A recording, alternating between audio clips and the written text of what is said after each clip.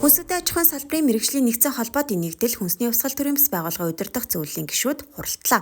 Хуралдаанаар өмнөх хурлын шийдвэрийн биелэлтэд танилцаж ажлын эсгүүд ажлын явцыг дүгнэлээ. Мөн хүнсний хувьсгал төрийн бас байгууллагын удирдах зөвлөлд шинээр 3 гишүүн элсүүлэх асуудлыг хэлэлцэж шинэ гишүүдийг батламжллаа. Улсын их хурлын хуулинд болон засгийн газрын тогтоолд ямар заалтуудыг оруулж батлуулж чадваа гэдэг ажлын эсгийнхаа дүгнэлтүүдийн үр дүн хэлэлцээд өнөөдөр тодорхой хэмжээний 4-5 ажлын эсхийг хаалаа. Ямар ажлууд дээр илүү төлхөө ажиллах уу гэдэг дээр удирдах зөвлөлийн гишүүдээс саналаа аваад саналаа хураагаад тэгээд цаашаа үргэлжлээд хийх ажлууд тодорхой хэмжээний ажлуудаа баталлаа. Хүнсний хувьсгал гэдэг энэ төрийн бас байгууллагад орж байгаа нь ажил илүү хурдцтай энэ төрийн бодлогот тусахад бас нэлээд тийм хувь нэмэр болж болно гэж харж байгаа.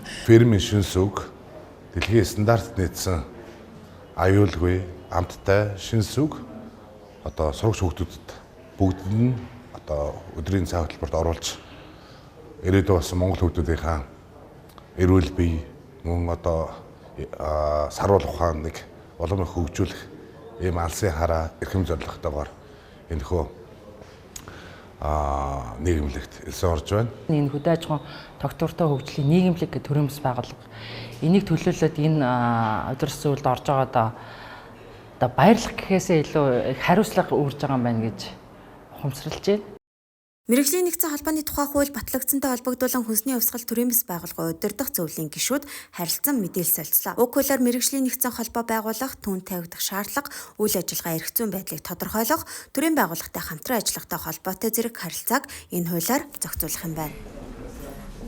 Ерөөсө төр тухайн салбар 2 мэргэжлийн дээд түвшинд хамтарч ажиллах боломжийг нь энэ хуулиар олгож байгаа юм байна гэж ингэж хүлээж авч байгаа юм. Чадвартай яг үнэхээр мэргэжсэн ийм төрийн бас байгууллагуудыг шигшигдэхээс гадна төрөөс санхүүжүүлэх боломж, төрийн бодлогот бас нөлөөлөх боломжууд, мөн төрөөс хэрэгжүүлж байгаа бодлогуудыг яг энэ зах зээл дээр яг энэ хөрсөн дээр буулгах энэ ажил нь илүү бодиттой, шинжлэх ухаанч яг энэ мэргэжлийн салбарын хүмүүсийн саналууд орох ийм боломж нь бүрдэж байгаа юм.